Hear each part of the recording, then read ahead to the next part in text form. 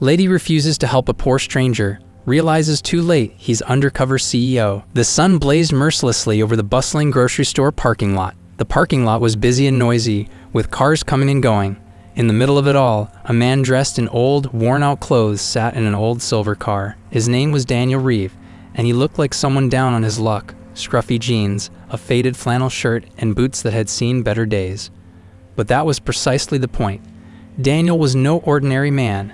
He was the CEO of Reeve Motors, a luxury car company with dealerships across the globe. For weeks, he'd been working undercover, determined to get first-hand insights into customer behavior.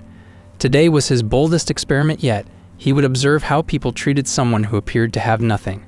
Meanwhile, across the lots, Samantha Clark strode confidently toward her sleek, cherry-red convertible.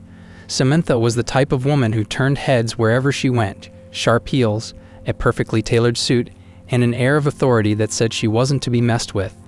A marketing executive with big dreams, Samantha had worked her way up the ladder and wore her success like a badge of honor. She had just placed her carefully curated grocery bags into the trunk when a voice startled her. "Excuse me, ma'am, could you spare a moment?"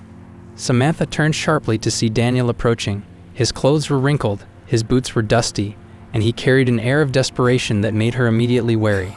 "What do you want?" she asked, her tone clipped, eyes narrowing. "Sorry to bother you," Daniel said, his voice calm and respectful. "I've been walking all day and just need a little help. My car broke down a few miles back, and I'm trying to get enough change to take the bus home." Samantha arched an eyebrow, looking him up and down. She had heard this story before, 100 times in fact. She'd even fallen for it once, and it had cost her $40 and a heap of regret. Not this time. "Yeah, I'm sure your car broke down," she said, making air quotes. "Look, I don't have time for this, and I'm not falling for some sob story." Daniel blinked, his expression neutral. "I understand, ma'am. I'm just asking for a little kindness." "Kindness?" Samantha laughed, a sharp sound that echoed in the parking lot. "Kindness won't pay my bills, and it definitely won't get me anywhere. Try someone else." She brushed past him, her heels clicking against the asphalt. But as she reached her car door, she paused and glanced back. Daniel hadn't moved. He stood there, hands in his pockets, his gaze steady but not accusing. For a split second, something inside Samantha wavered. Was she being too harsh? But then her pride kicked in. She didn't have time to worry about every random stranger with a sob story. This was survival, and she was doing just fine without playing Mother Teresa. "Good luck," she said, her tone laced with sarcasm, before slipping into her car and slamming the door. From his position, Daniel watched as Samantha's car roared to life and sped out of the parking lot. He sighed softly, shaking his head. Her reaction wasn't new. It was exactly why he was conducting this experiment. Too often, people equated appearance with worth, and today had proven that point yet again. Still, a part of him felt the sting of her words. He wasn't angry. He understood that people had their reasons for acting the way they did. But he couldn't help wondering, had success hardened her, or had she always been like this? As Samantha drove off, her mind raced. She couldn't shake the way Daniel had looked at her, not with anger or resentment, but with a strange sort of patience. It was as if he'd expected her reaction all along. She tried to brush it off, cranking up her music and focusing on the road ahead. But no matter how loud the bass thumped, her thoughts kept circling back. What if he was telling the truth? What if he really did need help? Samantha shook her head, dismissing the thought. She had worked too hard to let guilt slow her down. People like him had to learn to fend for themselves, just like she had. Still, as she pulled into her driveway and unpacked her groceries, the unease lingered. Samantha didn't know it yet, but the encounter was far from over. Daniel Reeve had seen her face, and her actions had left an impression, one she'd soon wish she could take back. In the coming days, Samantha's world would be turned upside down. But for now, she remained blissfully unaware, thinking she'd simply walked away from another forgettable stranger. Little did she know that poor stranger was about to become a pivotal figure in her life, testing everything she thought she knew about success, kindness, and the true value of human connection. The following week, Samantha sat in her office, sipping her favorite iced latte and scrolling through emails. Her schedule was packed as always, meetings, deadlines, and a presentation to the board later that afternoon. She prided herself on her sharp instincts and no-nonsense attitude, traits that had earned her respect in her company. But a strange email caught her attention. The subject line read, "Mandatory company-wide meeting with new CEO." Samantha frowned. New CEO? This was news to her. The company's previous CEO, Mr. Harris, had been around for years and was practically a legend in the industry. Replacing him would take someone extraordinary. Curiosity got the better of her. She opened the email, scanning the details. The meeting was scheduled for the next day, and attendance was non-negotiable. "Fine," she muttered, closing her laptop. She would deal with it tomorrow. The next day, Samantha arrived at the large conference room. The air buzzed with whispers as employees speculated about the new boss. Some said he was a young prodigy, while others claimed he was an outsider brought in to shake things up. Samantha took her seat near the back, more interested in observing than being noticed.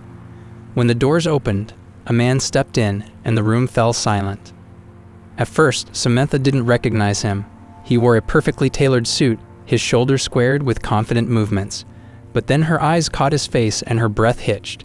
It was him, the scruffy man from the parking lot. The one she had dismissed without a second thought. Her heart raced as she sank deeper into her chair, hoping he wouldn't notice her. She couldn't believe it. The stranger she had brushed off as a scammer was standing at the head of the room, radiating authority. How was this possible? The man, now polished and commanding, smiled as he introduced himself. "Good morning, everyone," he said, his voice steady and warm. "I'm Daniel Reeve, your new CEO. I've spent my career building and leading companies, but for the past month, I've been on a different kind of journey. I've been undercover, observing how people treat others based solely on appearances." Gasps rippled through the room. Samantha felt her cheeks flush with embarrassment. She slouched in her seat, wishing she could disappear. Daniel continued, his tone both firm and encouraging. "This company has always been about excellence and innovation, but I believe there's something just as important: how we treat people, not just our customers, but each other. In my time undercover, I've seen moments of incredible kindness and compassion. But I've also seen the opposite." He paused, letting his words sink in. Samantha's palms grew clammy. Her mind replayed their encounter in the parking lot like a broken record. His calm request, her sharp response, her cruel laugh. She had no doubt he remembered her. As if on cue, Daniel's gaze swept across the room and landed on her. His eyes lingered for just a moment, enough to make her stomach twist. But he quickly moved on. She couldn't tell if he recognized her or was simply looking at everyone equally. Daniel wrapped up his speech with a clear message. "I'm here to lead, but also to listen. I want this company to reflect the values we stand for, both in and out of the office. Thank you, and I look forward to working with all of you." The room erupted in applause, but Samantha's hand stayed firmly in her lap. Her mind was too busy spinning. What was she supposed to do now? Pretend nothing happened? Apologize? Would he even bring it up? As the meeting ended, Samantha tried to slip out unnoticed, but fate wasn't on her side. "Ms. Clark," Daniel called, his voice cutting through the chatter. She froze, then turned slowly, her heart pounding in her chest. "Yes, Mr. Reeve," she replied, her voice steadier than she felt. Daniel smiled faintly, his expression unreadable. "Would you mind staying behind for a moment? I'd like to have a word." The room emptied around them, and Samantha stood rooted to the spot, feeling a mix of dread and curiosity. When they were finally alone, Daniel leaned against the table, his gaze calm but sharp. "I couldn't help but notice we've met before," he said, his tone polite but pointed. Samantha swallowed hard. "Ah, yes, I think we might have. In the parking lot?" Daniel nodded, his expression softening slightly. "That's right. You didn't seem very interested in helping me that day." Her cheeks burned. She looked away, fumbling for the right words. "Mr. Reeve, I didn't know who you were. I thought." "You thought I was just a man asking for help," he interrupted gently. "And you were right. That's exactly who I was." Samantha bit her lip, the weight of his words sinking in.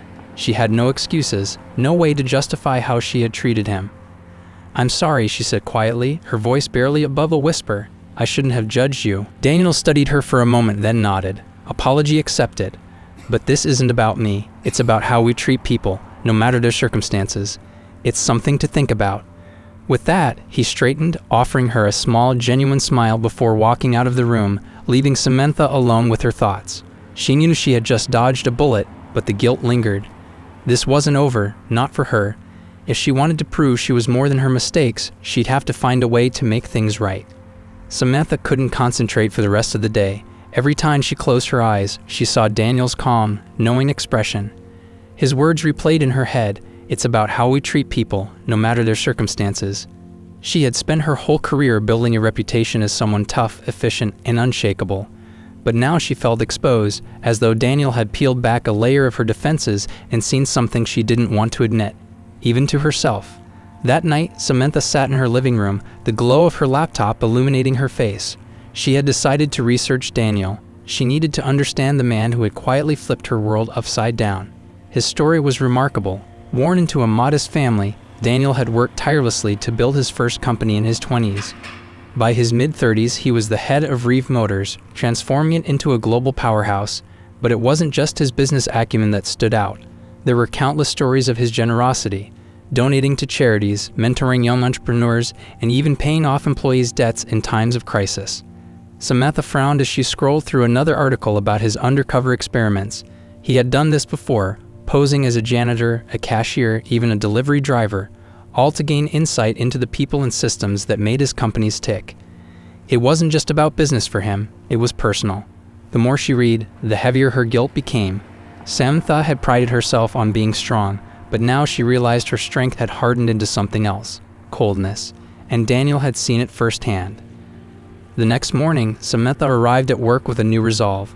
If Daniel believed in second chances, she would take this as hers. She wouldn't let her mistake define her. Her opportunity came sooner than she expected. Midway through the day, an email from Daniel landed in her inbox.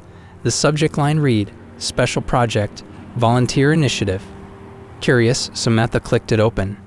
"Team, as part of my vision for this company, I'm launching a new initiative, partnering with local shelters to provide resources and mentorship programs for those in need. I'm looking for employees to take the lead on this project. This will involve organizing events, working directly with the shelters, and representing our company's values.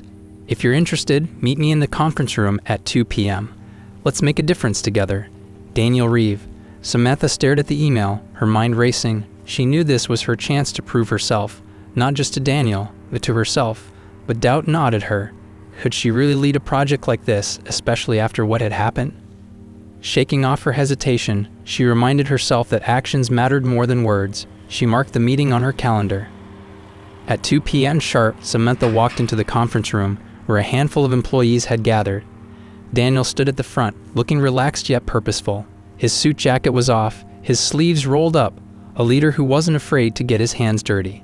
He glanced at Samantha as she entered, his expression neutral. She couldn't tell if he was surprised to see her or if he had expected it all along.